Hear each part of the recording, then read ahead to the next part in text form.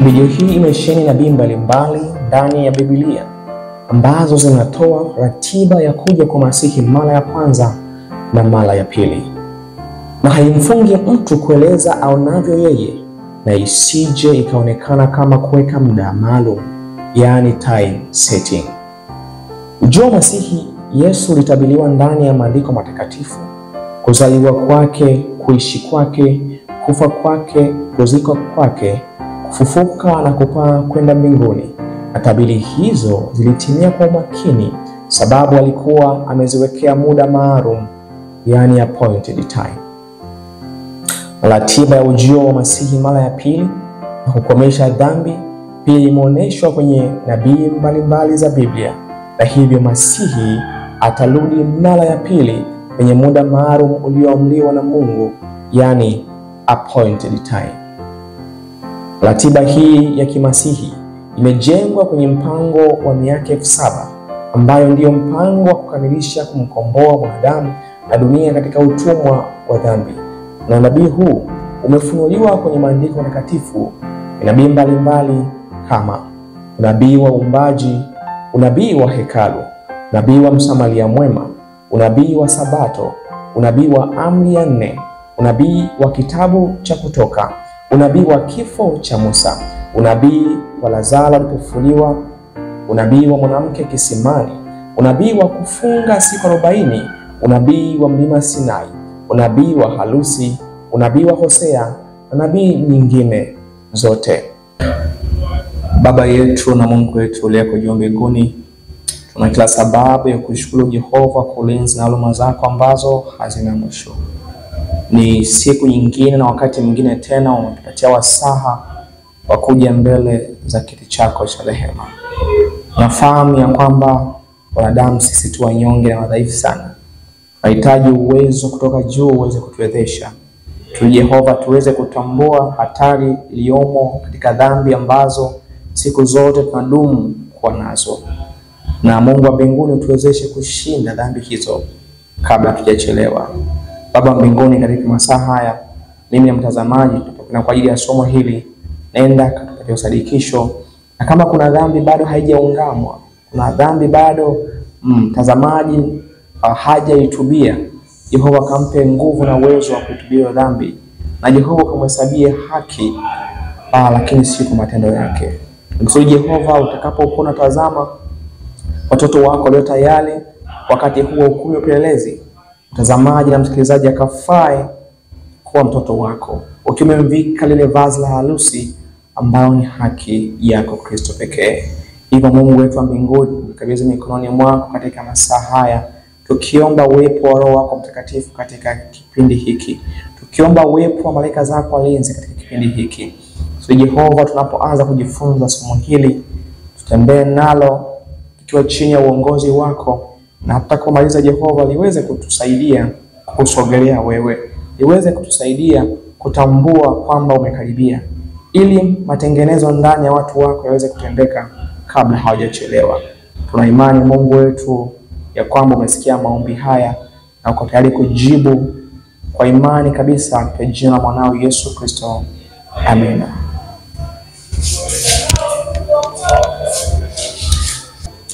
Nipende kukaribisha tena wapenzi watazamaji katika mfululizo wa masomo yetu ya Masihi 2031, unabii unaoshtua ndani ya Biblia, sehemu ya 3. Kwa waliofuatilia masomo haya, kama umeanza somo la kwanza part 1, part 2 na hii part ya 3, kutakuwa na muunganiko wa nabii mbalimbali ambazo zinadhihirisha ya kwamba ulimwengu wetu huu utakuwa tuna miaka 6,000, ambapo hii miaka 6,000 ndiyo inahusu pambano tukiwa hapa duniani. Lakini ile miaka 1,000 tutakuwa mbinguni, ambapo Mungu atakamilisha mpango wake wa ukombozi. Na huu nabii wa miaka 6,000 wapenzi, umefunuliwa ndani ya maandiko matakatifu.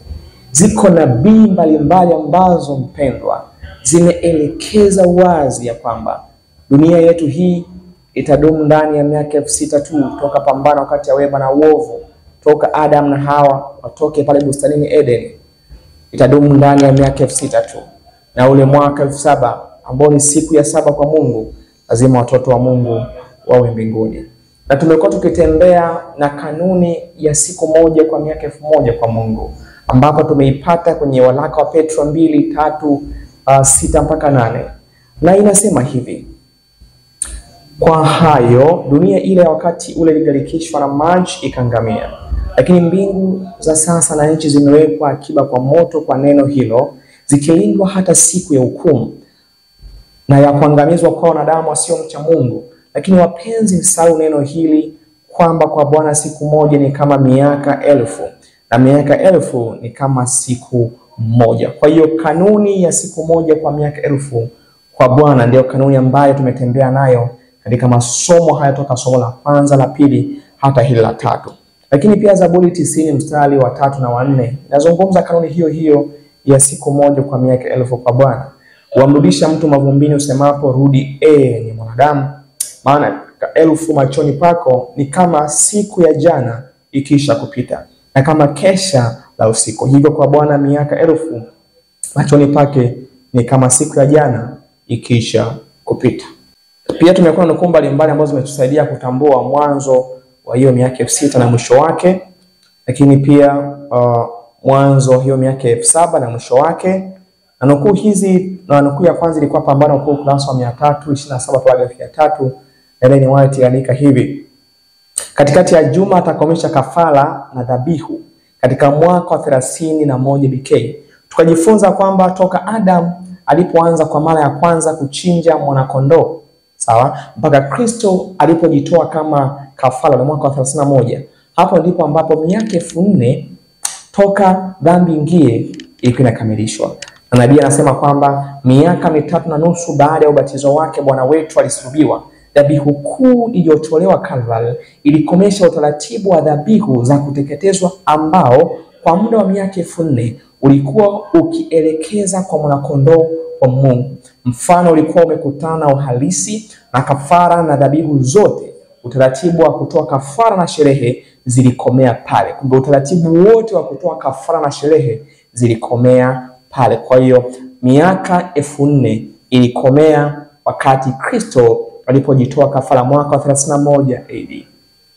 Na hivyo Mungu au Kristo aliona kanisa lake ambalo toka mwaka wa 31 lingedumu kwa miaka 2000 tu. Sasa tuone kutoka 31 miaka 2000 tulisema inakomea wapi? Inakomea mwaka wa 30 wa 2031. Tukasema hivi, ombi la Kristo kwenye Manuscript Releases volume ya kwanza ukurasa wa 355, Ellen pia aliandika hivi: ombi la Kristo sio tu kwa wale ambao ni wanafunzi wa neno lake hata sasa, bali na kwa wale watakaoamini kupitia neno la wanafunzi wake hata mwisho wa dunia. Yesu alikuwa karibu kujitoa uhai wake ili kuleta uzima na kutokufa katika nuru. Kristo katikati ya mateso yake na kule kukataliwa kila siku na wanadamu, alitazama mbele ya mstari miaka 2000 kwa kanisa lake ambayo ingekuwako katika siku za mwisho kabla ya kufungwa kwa historia ya dunia. Hivyo Kristo ule mwaka wa 31 AD nasema alitazama kwamba kanisa lake lingelidumu kwa miaka 2000 tu. Hivyo kutoka 31 ukiongeza 2000 wapendwa, 2031 ndipo Kristo deadline aliyoiona yeye, sio sisi, aliyoiona yeye kwamba 2031 ndio itakuwa deadline. Na mtu wa Mungu, naomba nikupe tahadhari kwa mnaosema kwamba tuna set time. Sio ukweli, hatu set time, ila tunatazama utimizwaji wa nabii mbalimbali kwenye maandiko matakatifu. Na nikwambie kitu kimoja, watu wengi wanakwenda kukutwa kwa gizani kwa sababu ya kupuuzia mambo. Kama Kristo mwenyewe na roho ya unabii nazungumza wazi, kuna kitu gani cha kukisia, kuna kitu gani cha kuogopa kutaja kwamba deadline ni 2031? Na Mungu anasema kwamba hakuna jua siku wala saa. Ndiyo, hakuna jua siku wala saa, lakini haitufanyi sisi tusitambue kukaribia kwa marejeo yake huyu Kristo. Uyahudi mara ya kwanza ilikuwa ni hivi utani, na Kristo mpaka anarejea hawakutambua. Lakini unabii huu ulikuwa umefunuliwa wazi kwenye kitabu cha Danieli sura ya 9. Ilifunuliwa wazi yale majuma 62 ambapo Kristo angetiwa mafuta, ilifunuliwa. Lakini mpaka Kristo anakwenda kubatizwa, mwaka 27 wengi hawakutambua, na mpaka Kristo anakwenda kujitoa kafara 31 hawakutambua. Hiki kitu kinakwenda kujirudia, na idadi ya watu wengi watakutwa hawajajiandaa kwa sababu ya kupuuzia mambo.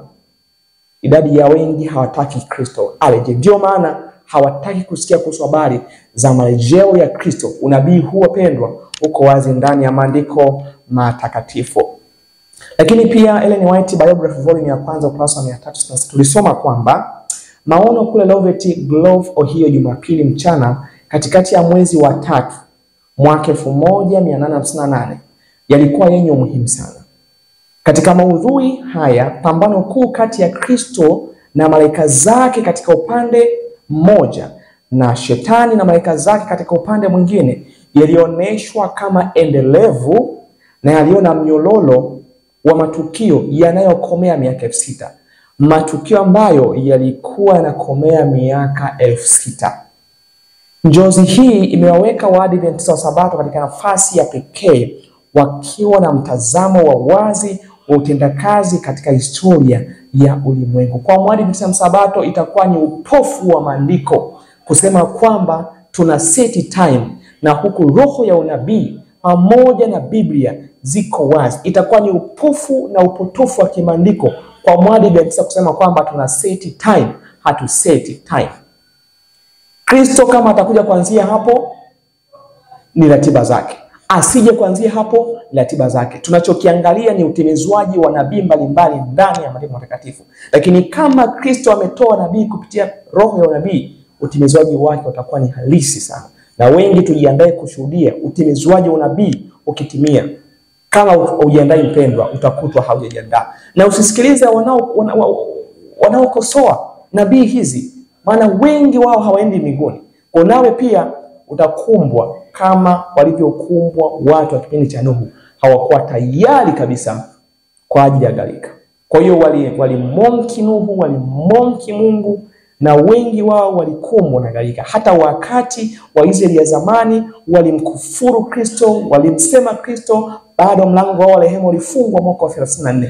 Ndivyo hivyo idadi kubwa ya watu watafungiwa mlango kabla hawajaingia katika toba kamili. Hivyo usiwe kati yao mpendwa. Usiwe kati yao mpendwa, unaweza kupotea. Hivyo tunaendelea na nabii zetu mbalimbali. Leo tunakwenda kwenye nabii mwingine ndani ya Biblia ambao unaonesha mpango wa ukombozi ndani ya miaka 7000, ambapo miaka 6000 duniani na miaka 1000 kule mbinguni Yesu atakapokuja tena mara pili. Na unabii huu mpendwa, tutaanza na unabii wa dhilaa 2000. Nini maana ya dhilaa? Dhilaa ni kipimo cha kihistoria cha urefu takribani sentimita 50. Pia kiliitwa mkono, ambayo ni umbali kati ya kidole kikubwa na kiwiko cha mkono wake. Hiki kipimo cha dhilaa kimetumika sana kwenye Biblia. Dhilaa 1, dhilaa 2 ilikuwa ni umbali wa kutoka kwenye kidole hiki mpaka kwenye kiwiko. Manake dhilaa 1 ilitajwa. Dhilaa hii ndio dhilaa, hii ndio dhilaa 1. Sasa unabii huu wa dhilaa 2000 ulimaanisha nini na unamaanisha nini kwetu leo? Je, nabii hizi ndani ya Biblia zimekosewa au ilikuwa ni bahati mbaya? Hapana, zilikuwa ni za kinabii ambazo zilikuwa zinaelezea mpango wa ukombozi kwa watu wa Mungu. Kitabu cha Yoshua 3:3 mpaka 4. Wakati Yoshua anakaribia kuingiza watu wa Mungu Kanaani, wakati wanakaribia kuvuka mto Yordani, waliambiwa wangelikaa mbali na sanduku la agano kwa dhilaa 2000. Dhilaa 2000?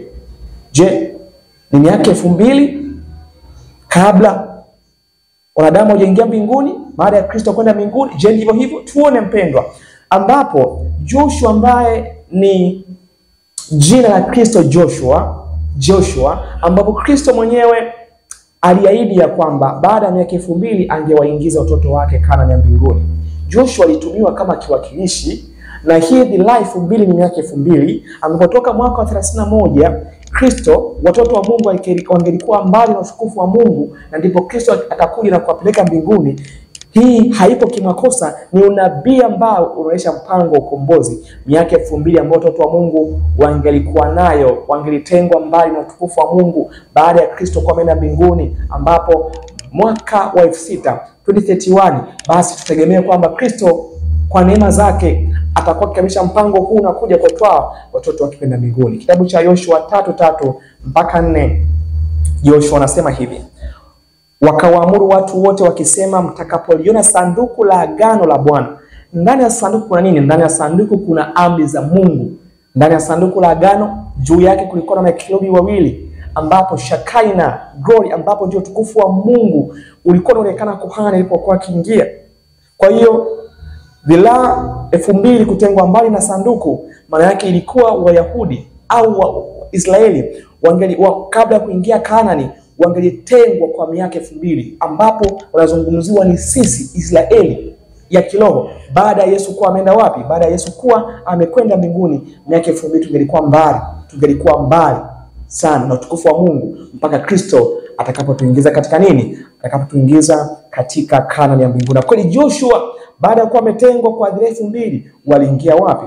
Waliingia Kanaani ya duniani. Nasema kwamba wakawaamuru watu wote wakisema, mtakapoliona sanduku la agano la Bwana Mungu wenu na makuhani Walawi wakilichukua, ndipo mtakapoondoka hapo mlipo na kulifuata. Lakini na iwe nafasi kati ya ninyi na ile sanduku kama dhilaa 2000 kiasi chake. Waliambiwa wajitenge kwa dhilaa 2000 kiasi cha ile sanduku la agano. Maana yake mikono 2000 itakiwa uwe mbali ya lile sanduku la agano, ambao ndani yake kulikuwa zile sheria au amri 10 za Mungu. Pia kulikuwa na wale makerubi wawili ambao walikifunika kiti cha rehema. Nasema, msilikaribie mpate kujua njia ambayo hamna budi kuiendea, kwa maana hamjapitia njia hii bado. Kaambiwa ikusudi muweze kujua jinsi mtakavyoendea hii njia, maana walikuwa bado hawajapitia hiyo njia.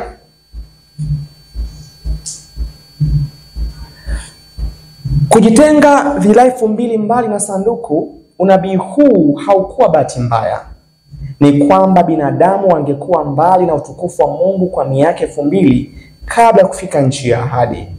Na miaka 2000 ndiyo inaanzia wapi? Inaanzia mwaka 31 AD, wakati Kristo alipojitoa kama kafara. Kwa miaka 2000 watu wa Mungu wangetengwa mbali na utukufu wa Mungu mpaka atakapokamilika. Na miaka hii 2000 wapendwa, inakamilika lini? Inakamilika kama 31 AD. Kristo alisema kwamba kanisa lake angelitazama lingedumu duniani kwa miaka 2000. Kwa hiyo mwaka 2031 ndipo ambapo ni deadline, na baada ya hapo watoto wa Mungu watalikaribia sanduku la agano, wataona utukufu wa Mungu atakapoingia katika nchi ya ahadi, Kanaani ya mbinguni. Waisraeli baada ya kuingia Kanaani walisogea karibu na uwepo wa Mungu. Baada ya Yesu kuja mara ya kwanza, tutakuwa mbali na utukufu wa Mungu kwa miaka 2000. Na baada ya hapo tutaingia Kanaani ya mbinguni. Hivyo wapendwa, unabii huu haukuwa bahati mbaya kwenye maandiko matakatifu. Hizi nabii mpendwa, ulikuwa ni unabii ambao ulielezea kuhusu habari ya mpango wa ukombozi. Kumbuka wale wa Israeli kutanga kwao mbali miaka 40 na Bwana ilikuwa ni kutanga kwetu mbali kwa miaka 2000. Na Joshua kuingiza ndani ya Kanaani ilikuwa ni Yesu atakayetuingiza Kanaani ya mbinguni. Hivyo wapendwa, nabii hizi zilikuwa zina reflect kabisa mpango wa ukombozi ambao kwa miaka 6 tutakuwa duniani hapa, na miaka 7 tutakuwa katika makao ya wapi? Katika makao ya mbinguni. Hebu tutazame unabii mwingine unaoelezea hatima ya ulimwengu wetu huu ndani ya miaka 6 na miaka 7 kule mbinguni. Na mwaka 7 kule mbinguni, unabii mwingine mpendwa, unabii kuhusu kufufuka kwa Lazaro. Tunamkumbuka Lazaro alikuwa rafiki yake mpendwa na Kristo. Martha na Mariamu walikuwa ni maumbu wake, na Yesu alipata taarifa ya Lazaro, na Yesu alikawia siku 2 kabla ya kwenda kwa Lazaro. Siku 2, je, ni bahati mbaya siku 2 hizi? Siku 2 ambao ni miaka 2000. Mtazama Lazaro alipokuwa anaumwa, Yesu akapewa taarifa. Na Masihi alikawia siku 2 ambapo ni miaka 2000. Masihi akaenda Uyahudi baada ya siku 2. Alienda kufanyaje? Alienda kufufua Lazaro. Kwa hiyo baada ya miaka 2000 Yesu atatufufua. Ufufuko wa Lazaro ulikuwa ni mpango wa ukombozi. Miaka 2000 ambapo wanadamu tungelidumu duniani hapa, na baada ya miaka 2000 hiyo ambapo inaanza 31 AD baada ya Yesu kukawia. Maana Yesu tunasema kwamba amekawia sana. Yuko wapi? Yuko mbinguni. Maana yake baada ya siku 2 wapendwa, atakuja atuamshe tena. Hebu tazama kitabu cha Yohana 11:5 mstari wa 7 inasema kwamba na Yesu alimpenda Martha na umbu lake Lazaro. Basi aliposikia kwamba hawezi, alikaa bado siku 2. Pale pale alipokuwa hapo. Kisha baada ya hayo akawaambia wanafunzi wake, twendeni Uyahudi tena. Hivi unahisi Kristo alikawia siku 2 kwa maana gani? Kristo alikuwa anakamilisha mpango wa ukombozi. Alikuwa anatueleza wanadamu, sema wanadamu hawakuwa tayari kumsikiliza. Lakini kama ungemsikiliza Kristo ndani ya Biblia ameshachora mpango wake ukombozi ndani ya miaka 6000 na mwaka wa 7000. Wapendwa, lazima tuwe mbinguni. Na huu timilifu unabii wa Lazaro mpendwa ni unabii ambao unahusu kabisa nyakati ambazo Kristo atakuja tufufue baada ya miaka 2000 ambapo 2031 ndio itakuwa inakomea. Kwa hiyo ndani ya hii miaka 2000 Kristo atakawia mbinguni na atakuja mwisho wa hizo siku 2 ambao ni miaka 2000. Lazaro aliumwa. Masihi alikawia siku 2. Masihi atarudi tena kuwafufua watoto wake baada ya miaka 2000 kutoka mwaka 31 AD mpaka mwaka 2031 wapendwa. Miaka 2000 inakomea hapo. Tutegemee Masihi kurudi. Sisemi kwamba 2031 Kristo anarudi. Hizo ni ratiba zake wapendwa. Msije mkanielewa vibaya. Tunaeleza unabii, utimizwaji wa unabii kama ilivyoandikwa katika Biblia na roho ya unabii. Lakini kama akija 2031 kuna kosa gani kama unabii wake umetimia? Sisi wajibu wetu ni kujiandaa, na lengo la masomo haya ni kuonesha watu karibu wa marejeo ya Kristo na sio kuseti time kama wengine ambavyo mnatafasiri. We are not setting time, ila tunawaandaa watu wajue kwamba marejeo ya Kristo yapo karibu sana ili kusudi waweze kujiandaa. Ukienda kusoma Yohana 11:10 mpaka 13, bali Yesu anawaambia kwamba bali akienda usiku hujikwaa. Wanafunzi wake Yesu akaanza kumuonya Yesu asiende kule, sababu Wayahudi walikuwa wanatafuta kumuua. Tena na kwendako, sikiza Yesu alivyowajibu, bali akienda usiku hujikwaa kwa sababu nuru haimo ndani yake. Aliyasema hayo, kisha baada ya hayo akawaambia, rafiki yetu Lazaro amelala, lakini nitakwenda nipate kumwamsha. Basi wale wanafunzi wakamwambia, Bwana, ikiwa amelala atapona. Lakini Yesu alikuwa amenena habari ya mauti yake, nao walidhani ya kuwa ananena habari ya usingizi. Yohana 11:10 mpaka 13. Sikiliza mpendwa kwa makini kwenye Yohana 10:23 mpaka 25. Yesu akamwambia, ndugu yako atafufuka. Huyo alikuwa ni Martha. Baada ya Yesu kufika, akamkuta Martha akiwa na majonzi. Yesu anamwambia, ndugu yako atafanyaje? Ndugu yako atafufuka. Alijifunza kuhusu habari ya ufufuo na uzima, alijua.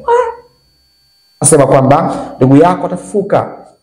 Martha akamwambia, najua ya kuwa atafufuka katika ufufuko siku ya mwisho.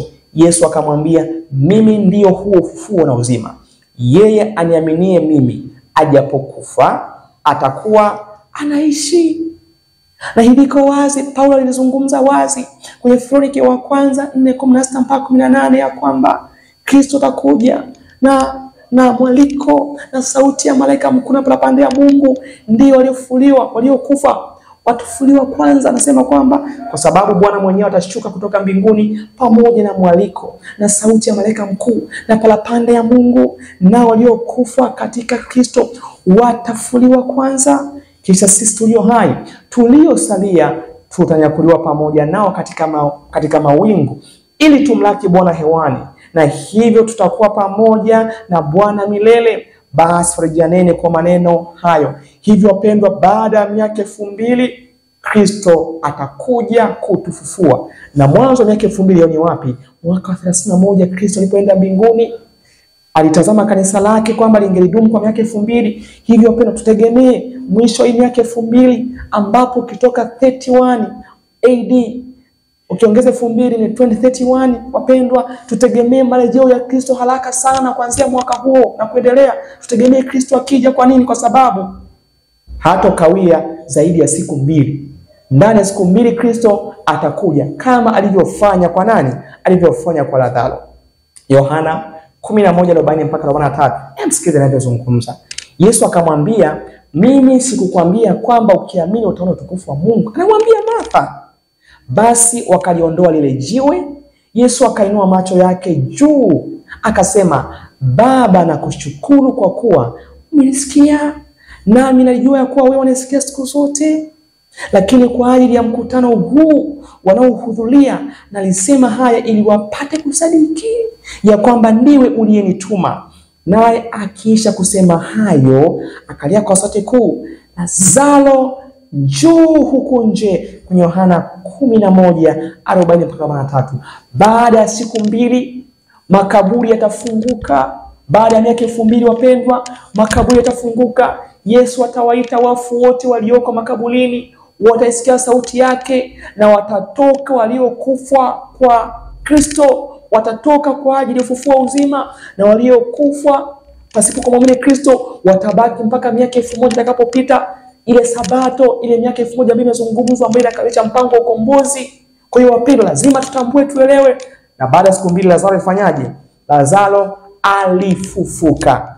Baada ya miaka 6000 hakika Yesu atakuja, ambapo kuanzia 31 mpaka 2031 miaka 2000. Ukianzia Adam mpaka 2031 miaka 6000. Hivyo baada ya miaka 6000 Kristo atakuja kufufua waliokufa wakimwamini Kristo, na utakwenda mbinguni kwa ajili ya miaka 1000.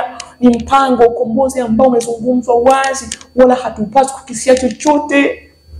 Kufufuka kwa Lazaro kunaonesha jinsi Masihi atakavyofufua baada ya siku 2. Kwa nini? Masihi alikawia ndani ya siku 2, ambayo ni miaka 2000 baada ya kwenda mbinguni.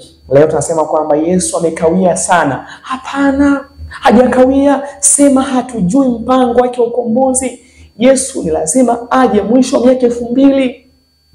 Sasa wanaosema kwamba toka Yesu aseme ameenda mbinguni hajawahi kurudi, tunatumia njia gani kuzungumza hivyo? Je, atakuja kabla ya ratiba ya kimbingu haijakamilika? Hapana. Yesu atakuja exactly wakati ratiba ya kimbingu itakapokamilika. Ratiba hii ya kimbingu, wapendwa, ni miaka 6000. Mwaka wa 7, wapendwa, siku ya 7, wapendwa, ambao ni miaka 7000 itakuwa mbinguni. Hiyo ndio ratiba ya kinabii ya Masihi, na tutegemee kabisa Masihi akirejea tena, kwa sababu hiyo ndio ratiba yake. Hiyo ndio appointed time ambapo Mungu ameiweka. Mungu aliweka mpango wa ukombozi kabla ya kuanguka kwa mwanadamu. Hivyo Mungu aliweka mpango wa ukombozi. Wayahudi kama wangelitambua, wangelijua Kristo anazaliwa wapi, sababu iliandikwa atazaliwa Bethlehem.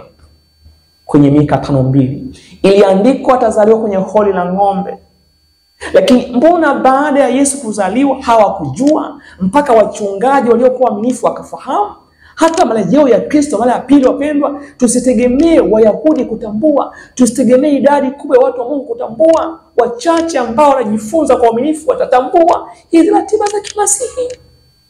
Na wengi walimkataa kwa sababu alikuja, wakati anakuja hakuja kulingana na mategemeo yao. Na leo watu wana mategemeo yao. Wana mategemeo kuwekeza katika ulimwengu huu kwa miaka mingi. Kwa hiyo hawako tayari kusikia habari za ujio wa Kristo zikiwa karibu sana. Lakini kama tungelisema kwamba ratiba za unabii zinakomea 2050, wengi wakikubali, kwa sababu muda huo bado muda mrefu. Lakini wanapoona bado kama miaka michache 6-7, wanaogopa kwa sababu hawajajiandaa kumpokea Kristo. Na hiyo, wapendwa, itawakuta wengi hawajajiandaa. Itawakuta wengi wako gizani. Wengi utakuta wako gizani, Na mpendwa, usikute huko gizani katika hii siku ya Bwana. Maana siku ya Bwana mpendwa ni siku ambayo kama utakuta hujajiandaa, changamoto kubwa sana. Kwa hiyo kufufuka kwa Lazaro kunaonyesha jinsi Masihi atakavyotufua baada ya siku 2, miaka 2000.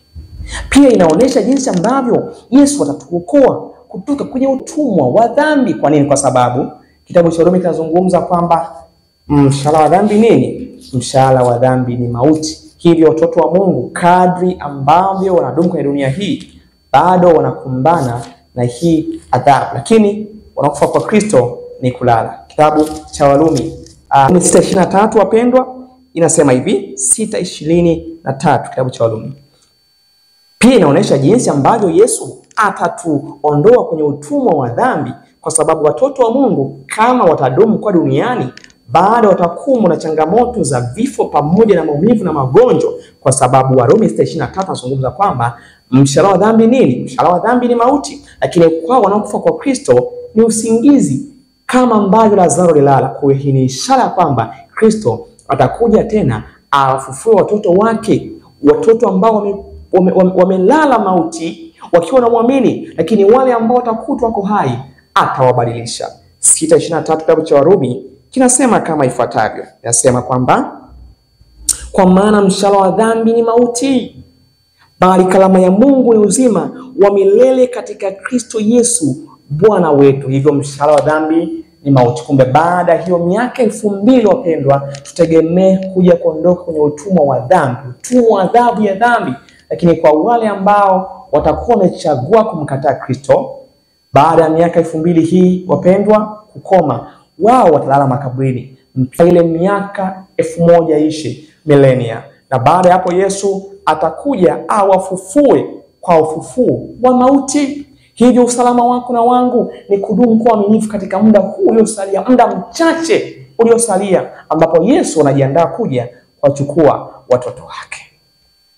Hivyo wapendwa, mpango wa Mungu ni ndani ya miaka 6, ambapo miaka 1000 ilikomea mwaka 31, ambapo miaka 2000 mingine ukijumlisha hapo miaka 6 ni 2031, na miaka 1000 lazima watoto wa Mungu wawe wapi? Wawe mbinguni, wakiondolewa kwenye utumwa wa dhambi. Hivyo ratiba ya Jehova, ratiba ya Mungu ni halisi. Mpango wa Mungu ni miaka 7, miaka 6 duniani na miaka 1000 mbinguni. Ni halisi sababu nabii mbalimbali zimefunua, na unabii mwingine ambao umefunua mpango wa ukombozi katika miaka 7, miaka 6 duniani, 1000 mbinguni, ni unabii wa mwanamke kisimani. Ni unabii wa mwanamke kisimani.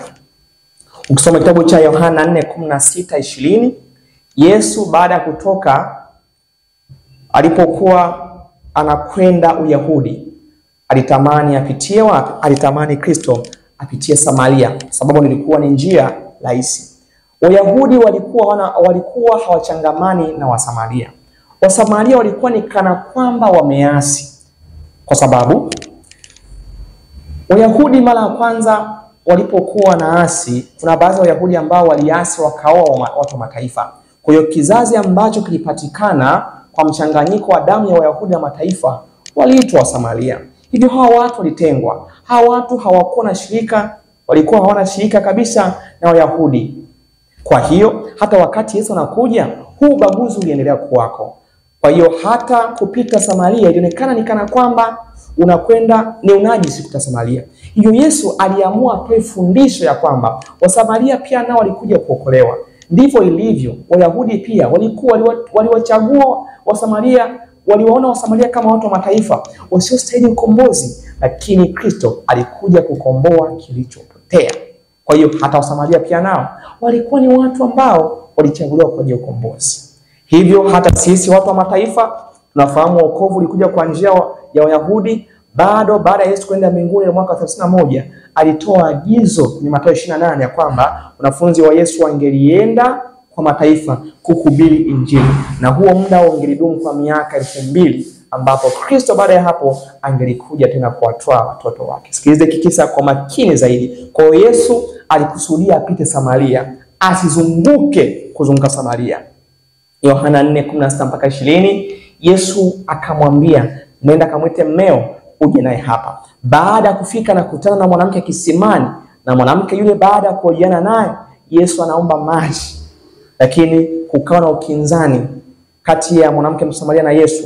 Mwanamke anauliza, ninawezaje kukupatia maji huku mimi na wewe hatuchangamani? Lakini kumbe Kristo alikuwa anatoa somo ambalo lingeliwaunganisha Wayahudi pamoja na Wasamaria. Somo ambalo pia injili hii ikulenga tu Wayahudi, ilenga pia wa mataifa. Kwa hiyo somo hili limelengwa pia kwenye mpango wa ukombozi. Hebu sikiliza mpendwa. Yule mwanamke akajibu akasema, sina mume. Yesu akamwambia, umesema vyema, sina mume, kwa maana umekuwa na wanaume 5. Yule mwanamke alikuwa na wanaume 5. Naye uliye naye sasa si mume wako. Kumbe alikuwa na wanaume 5, lakini kulikuwa na mmoja aliyekuwa naye. Kumbe 5 kijumlisha 1 ni ngapi? 6. Na maana ya 6, wanadamu waliumbwa siku ya 6. Na ulimwengu wetu utadumu nini? Utadumu duniani baada ya miaka 6. Hebu sikiza mpendo, nasema kwamba sasa naye uliye naye sasa si mume wako. Hapa umesema kweli. Yule mwanamke akamwambia, Bwana, naona ya kuwa unabii. Baba zetu waliabudu katika mlima huu, nanyi husema ya kwamba huko Yerusalemu ni mahali patupasapo kuabudia, katika Yohana 4:16 mpaka 20. Yesu akamwambia, mama, unasadiki? Saa inakuja ambayo hamtamwabudu Baba katika mlima huu wala kule Yerusalemu. Ninyi mnaabudu msichokijua, sisi tunaabudu tukijuacho, kwa kuwa wokovu watoka kwa Wayahudi. Lakini saa inakuja, nayo sasa ipo, ambayo waabudu halisi watamwabudu Baba katika roho na kweli, kwa maana Baba awatafuta watu kama hao wamwabudu. Mungu ni roho, nao waabuduo yeye imewapasa kumwabudu katika roho na kweli. Yule mwanamke akamwambia, najua ya kuwa yuaja Masihi aitwaye Kristo, na atakapokuja yeye atatufunulia mambo yote. Yesu akamwambia, mimi ninayesema nawe ndiye. Kumbe mwanamke pia alitarajia ujio wa Masihi. Walijifunza, sababu hawa walikuwa ni sehemu ya Wayahudi. Baada ya kuwa wameasi, Wayahudi wakatengana nao. Hivyo pia walitazamia marejeo ya nani?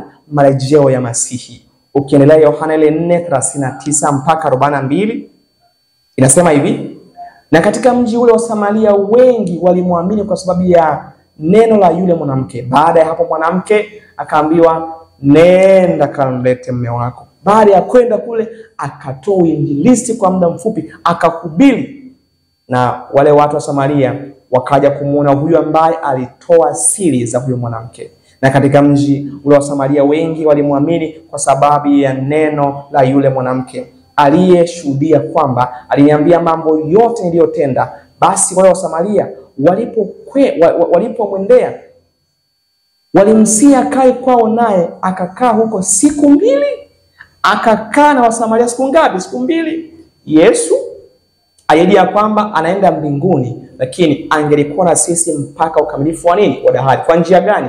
Kwa njia ya Roho wake Mtakatifu. Kumbe toka mwaka 31 AD Yesu anakaa na sisi. Na atakaa na sisi kwa muda gani? Kwa muda wa siku 2, miaka 2000. Kwa nini? Ndipo hapo ambapo akina Petro waliambiwa wahubiri mpaka kwa mataifa, na ndani ya miaka 2000 hiyo mataifa pia nao wangempokea Yesu kama mwokozi wa maisha yao. Ndivyo ambavyo wa Samaria pia ambao walionekana kama vile wa mataifa walimpokea Yesu ndani ile siku 2 ambao ni miaka 2000. Wapendwa, kwa muktadha wa siku moja kwa miaka 1000, ndivyo wapendwa ratiba ilivyofunuliwa kwa unabii wa mwanamke. Sema watu wengi zaidi wakamwamini kwa sababu ya neno lake. Na watu wengi zaidi leo, Wakristo wengi sana wamemwamini Kristo kupitia ushahidi wa mitume, kupitia ushahidi wa maandiko. Huo ni unabii, na baada ya miaka 2000 atakuja kuwatoa hawa waliomwamini. Nasema wakamwambia yule mwanamke,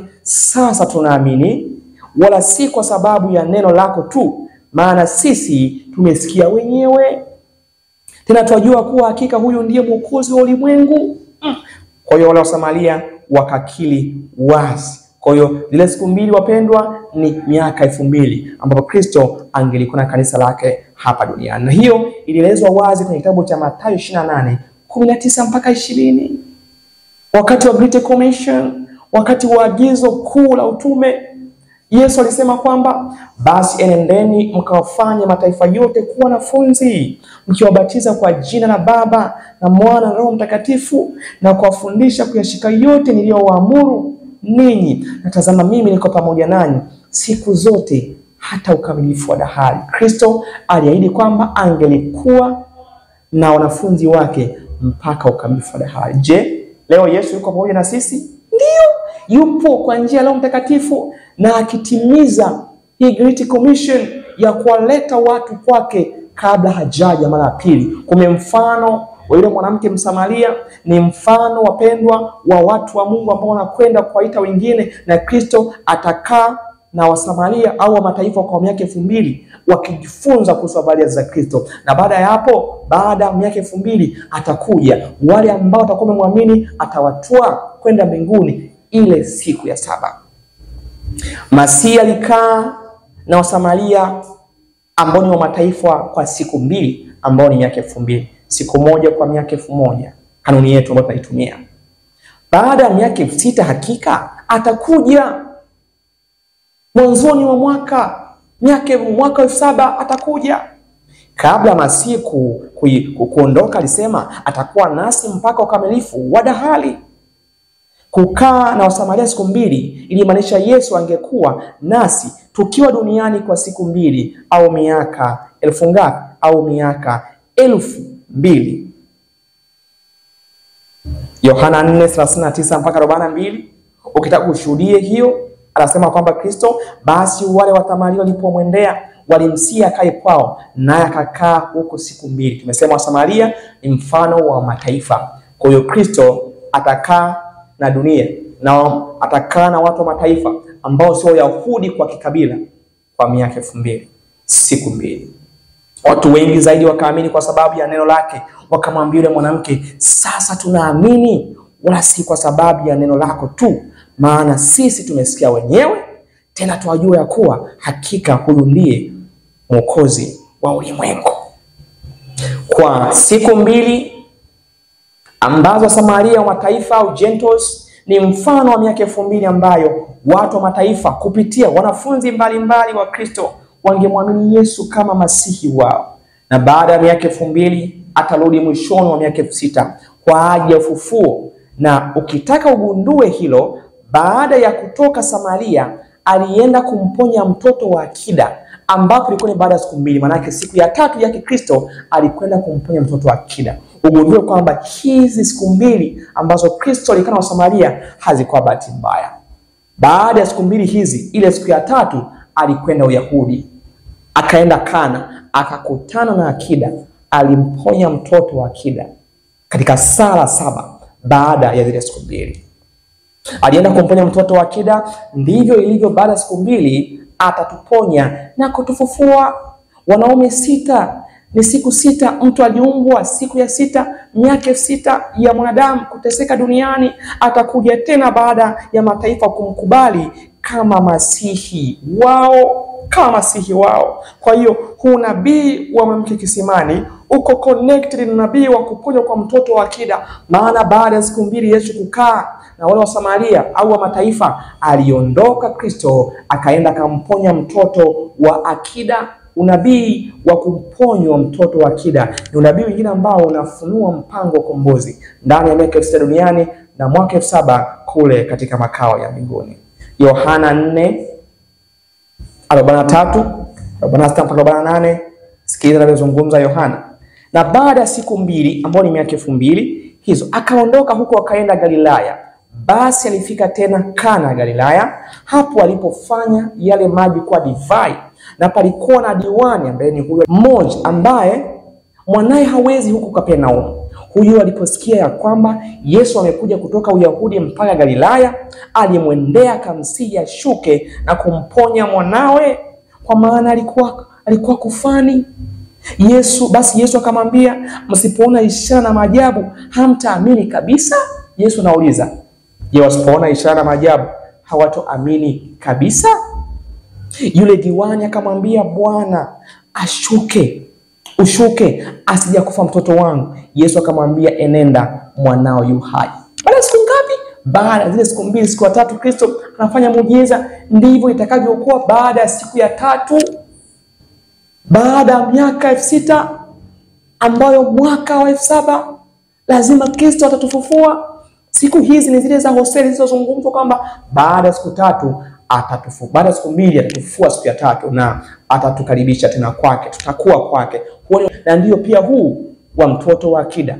Yule diwani akamwambia, Bwana ushuke, sijakufa mtoto wangu. Yesu akamwambia, enenda, mwanao yu hai. Tutakuwa hai baada ya miaka 2000.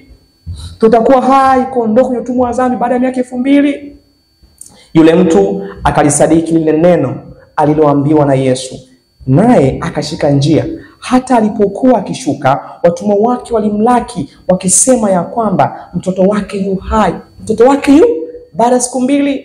Basi akawauliza habari ya saa alipoanza kuwa hajambo, na wakamwambia, jana saa 7. Jana saa 7, siku ya 7, ambapo ndio mpango wa ukombozi wa miaka 7000, ambapo Kristo atatufufua, atatuweka tena kwake. Homa ilimwasha 7. Basi babaye akafahamu ya kuwa ni saa ile aliyoambiwa na Yesu, mwanao yu hai. Baada ule mwaka 7000 lazima tuwe hai. Katika saa hiyo hiyo Kristo atafanya watoto wake kwa, atakuja kuwatoa tena katika makao ya mbinguni. Akaamini yeye na wote wa nyumbani mwake. Hosea 6:2, ambapo ni unabii uliojifunza, baada ya siku 2 atatufufua. Na kweli baada ya kukaa na Wasamaria siku 2, alikwenda kufanyaje? Alikwenda kufufua mtoto wa akida. Kwa hiyo baada ya siku 2, miaka 2000, kutoka 31 AD mpaka mwisho wa 2031 atatufufua Kristo. Kwa hiyo mwanzo wa mwaka 7000 Kristo anakuja. Mwanzo wa mwaka 7000, sijui kama itakuwa 2031 au ni mbele hapo, lakini mwanzo wa mwaka 7000 Kristo lazima aje. Kufanyaje? Kutufufua. Sababu Hosea anasema baada ya siku 2, siku 2 ambazo tulishazungumza, ambapo siku ya kwanza ilikuwa ule mwaka 5000, siku ya pili ule mwaka 6000, siku ya 7 ile miaka 1000 milenia, ambapo baada ya siku 2, ambapo tulishazungumza kwamba baada ya kwenda kuna miaka 2000 ambayo ni siku 2 ambayo inakomea 2031. Baada ya hapo Kristo atakuja kutufufua mwaka 7000. Baada ya siku 2 atatufufua. Siku ya 3 atatuinua, ambayo ni ipi? Ambayo wapendwa ni ule mwaka 7000. Na ndivyo alivyofanya kwa kijana wa akida. Siku 2 alikana wa Samaria, siku ya 3 akamfufua. Ni unabii ambao unaonesha kwamba Kristo atakuja kufufua watoto wake. Na tutaishi mbele zake katika Hosea 6:2. Tutafufuliwa siku ya 3 na kuishi mbele zake Mungu, ambapo ni siku ya 7. Mwaka 7000 baada ya nini? Baada ya uumbaji. Baada ya uumbaji kwa Kristo atakuja tena atufufue. Wapendwa, hatuoni ya kwamba mpango wa ukombozi uko ndani ya miaka 6000? Ni dhahiri Mungu hajakosea kuweka hizi nabii. Wayahudi kama wangelijifunza kwa umakini, wangalitambua kwamba Kristo mwaka 27 angelibatizwa. Sababu nabii wa Danieli ulizungumza wazi. Wangetambua kwamba mwaka 31 Kristo angelikufa, sababu ulizungumza wazi kwamba si angekatiliwa mbali lile juma, katikati ya juma angekatiliwa. Lakini Wayahudi hawakutambua, hawakujua. Na ndivyo itakavyokuwa watu wa Mungu kama hatujiandai, hatutambui wakati wa majira.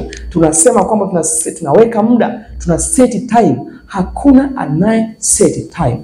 Cha ajabu ni kwamba hata ule wakati wa Wayahudi, wale ambao walijihusisha kufanya makokotoo ya marejeo ya Yesu, waliitwa fanatic.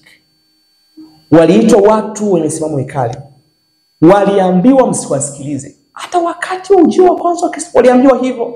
Hebu tazama Kristo akaamua kuchagua wachungaji, akaamua kuchagua mamajusi, ndio wakaleta habari za marejeo ya Kristo. Tusitegemee kanisa zima kuamini huu unabii wa miaka 6000. Watapinga hata viongozi wetu wakubwa wa kanisa. Mafarisayo, Masadukayo walipinga, makuhani hawakufahamu. Tutegemee kuona kitu kama hicho. Na hata useme vibaya makuhani, sababu wokovu wetu umejengwa kwa Kristo na si kwa mwanadamu. Tunachokizungumza ni kwamba ni lazima kila mmoja afahamu ya kwamba mpango wa ukombozi umejengwa namna gani, na ni lazima watu watambue ya kwamba Kristo anarejea tena mara pili. Hizi habari za kusikiliza mtu, habari za kusikiliza kuhani kazungumza nini, ili wafanye Wayahudi wasifai kuingia mbinguni. Na mlango wa rehema ulifungwa mwaka wa 34. Na mwaka wa 70 wakaingia kwenye maangamizo. Lakini waaminifu wachache waliotambua walielewa ratiba hii ya unabii. Na wengi walimpokea Kristo kama mwokozi wa maisha yao. Na baada ya kufa Kristo, ibada yao haikuendelea tena kwa wale kondoo, ilihamishwa kwa mwana kondoo wa Mungu azichukuaye dhambi za ulimwengu. Kitabu cha Yohana wapendwa, twende pamoja. Yohana 1:29 kinazungumza nini? Yesu ndiye mbebaji wa dhambi zetu, huyo ndiye tumwangalie. Na mpango wa ukombozi wapendwa umejengwa kwenye huyu ambaye ndiye anachukua dhambi zetu. Yohana 1:29 inasema kwamba siku ya pili yake amwona Yesu anakuja kwake, akasema, tazama mwana kondoo wa Mungu aichukuaye dhambi ya ulimwengu. Kwa Yesu hataendelea kuchukua dhambi tu, itafikia wakati zile dhambi atazihamisha kwa mbuzi wa Azazel, ambaye mbuzi wa Azazel ni Shetani. Na ndio maana wapendwa, leo hii tupo kwenye hukumu ya upelelezi, ambapo kila mmoja anayetubu dhambi, ile dhambi Kristo anaitwaa, anaichukua na ipeleka wapi? Patakatifu mno. Na baada ya siku Kristo ataichukua dhambi hiyo, atamtwika mbuzi wa Azazel. Na kama mtu atakutwa bado na dhambi, hiyo dhambi itadumu kuwa kwake. Na hivyo kwenye kitabu cha uzima wapendwa, jina lake litaondolewa na matendo, na kwenye kitabu cha kumbukumbu matendo yake yatabaki, na dhambi yake itaandikwa kwa kalamu ya moto. Hivyo hakuna atakayepona ambaye hatampokea Kristo kuwa Bwana na Mwokozi wa maisha yake. Unabii mwingine unaozungumza kuhusu habari ya mpango wa ukombozi uliojengwa kwa Yesu ndani ya miaka 6 na mwaka 7 mbinguni ni unabii wa Msamaria mwema. Unabii wa Msamaria mwema. Tunakumbuka kisa hiki cha Msamaria mwema kinachopatikana Luka 10. Msamaria mwema, kuna mtu alikuwa anatoka Yeriko, akakutana na wanyang'anyi. Baada ya hapo wakawa wamemjeruhi na kumpola mali zake. Akapita kuhani na Mlawi, wala hawakumganga jeraha zake. Akapita Msamaria mwema. Na sikiliza kisa hiki. Lakini Msamaria mmoja katika kusafiri kwake alifika hapo alipo yule mtu aliyejeruhiwa, na alipomwona alimhurumia, akakaribia, akamfunga jeraha zake, akazitia mafuta na divai, akampandisha juu ya mnyama wake, akampeleka mpaka nyumba ya wageni, akamtunza hata siku ya pili akatoa dinari 2 akampa. Weka mahesabu hapo. Siku ya pili akatoa dinari 2 akampa mwenye nyumba ya wageni, akisema, mtunze huyu, na chochote utakachogharimiwa zaidi mimi nitakaporudi nitakulipa. Je, Yesu atakapokuja mara ya pili sio hatatulipa? Atatulipa kila mtu kulingana na matendo yake. Kitabu cha Mhubiri wapenda kinazungumza wazi kwamba Kristo atakuja atulipe kulingana na matendo yetu. Kitabu cha Mhubiri, twende pamoja mpendwa, uone na kwamba Mungu wetu wa mbinguni anatamani watu wake waokolewe. Kitabu cha Mhubiri 12 mstari wa 13 nasema kwamba hii ndio jumla ya maneno yote yamekwisha kusikiwa, mche Mungu nawe uzishike amri zake, kwa maana kwa jumla ndiyo impasayo mtu, kwa maana Mungu ataleta hukumuni kila kazi pamoja na kila neno la siri, ikiwa jema au likiwa nini, likiwa baya. Hivyo baada ya miaka 2000 wapendwa, tutegemee Mungu wa mbinguni kuja kuwachukua watoto wake. Na inachoendelea nini? Kinachoendelea sasa hivi ni hukumu ya upelelezi baada ya miaka 2000. Na baada ya hapo mpendwa ni executive judgment. Wale ambao watakuwa wamemkataa Kristo baada ya kwenda mbinguni miaka 1000 atakuja awakatilie mbali. Na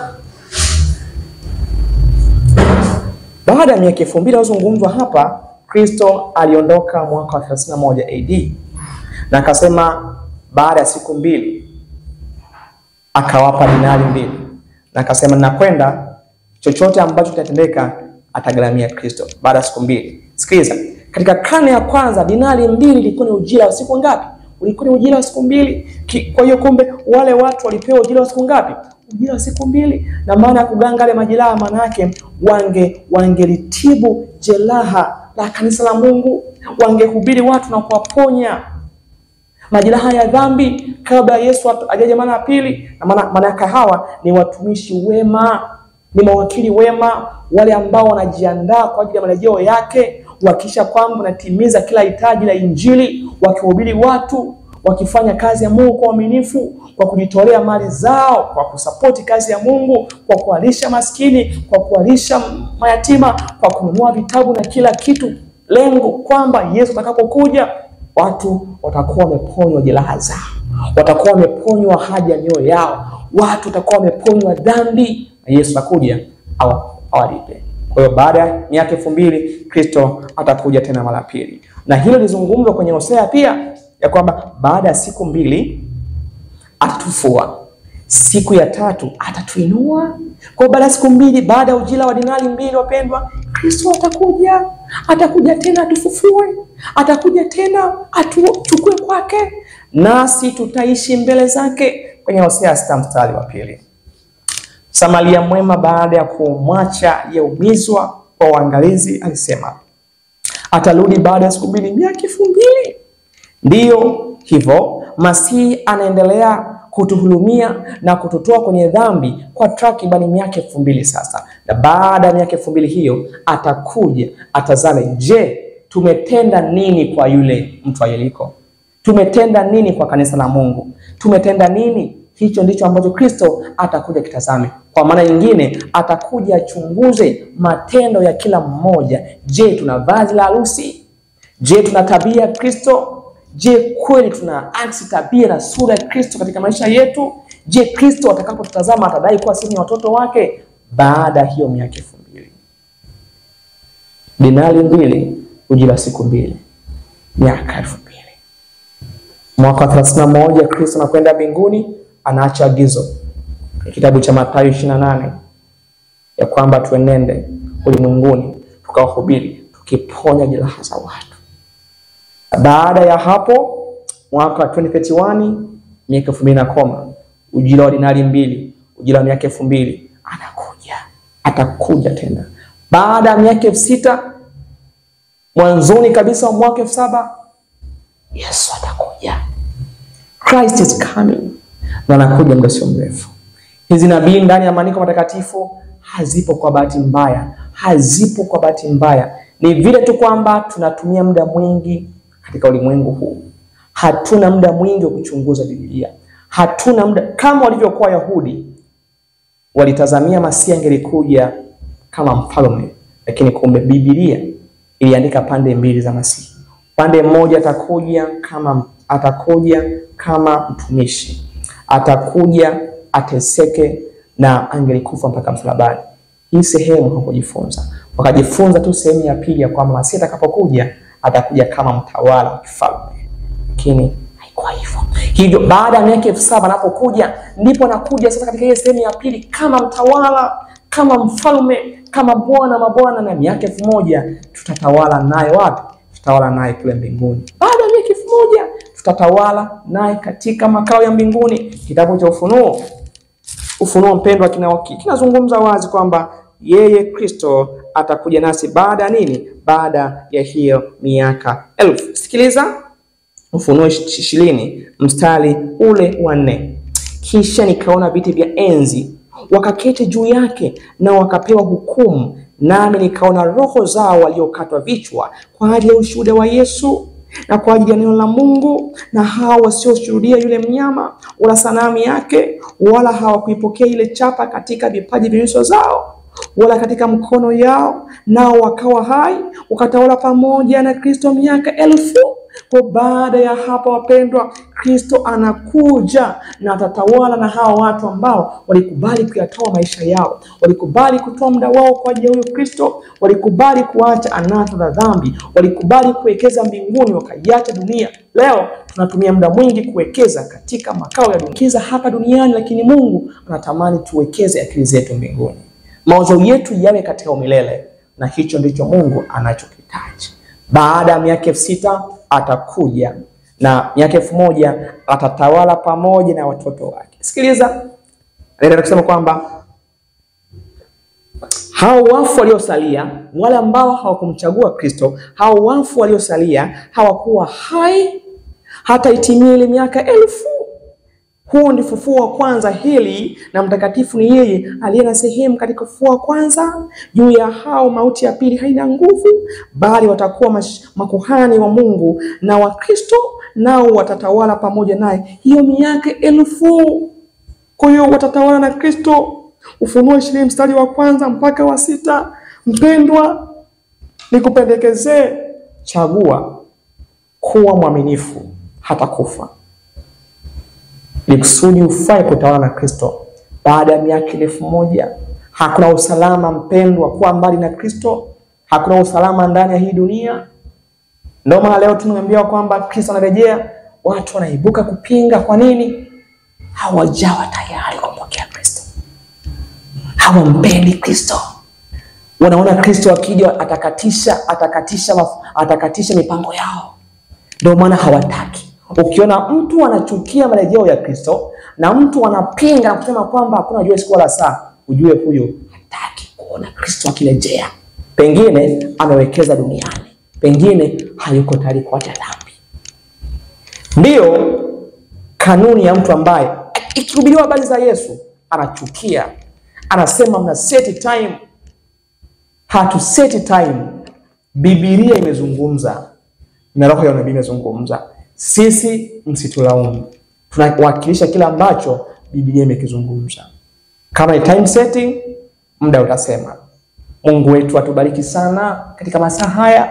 Mungu atusaidie sana kuwa tayari kwa ajili ya marejeo yake, maana ajaye anakuja. Tunapohitimisha somo hili wapendwa, tupate wasaa mfupi wa kumshukuru Mungu, na baada ya hapa tutafunga kipindi hiki. Karibuni sana.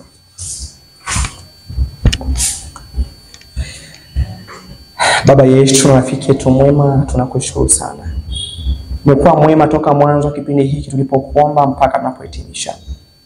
Tusamehe Baba mbinguni kama tumenena siyopaswa. Tusamehe Mungu wa mbinguni sababu ni mwema, ni mwaminifu. Ratiba hizi ni za kwako, sio za kwetu. Hivyo tusaidie sisi na ndugu zetu. Kama kuna mahali tumekosea, Jehova wewe wafahamu.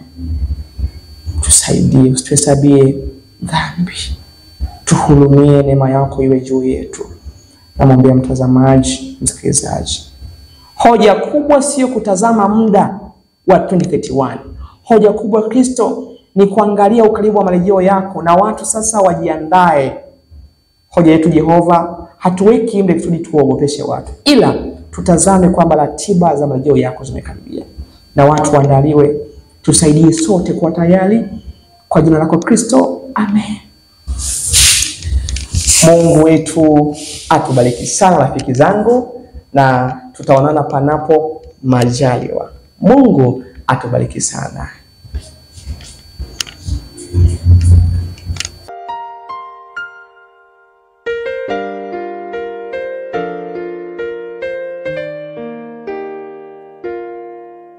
I have set my mind on sin freeness, on sin freeness. I have set my mind on righteousness, on Christ's righteousness. And if I slip and fall in sin, I'll ask Yahweh to cleanse within. I have set my mind on sin freeness.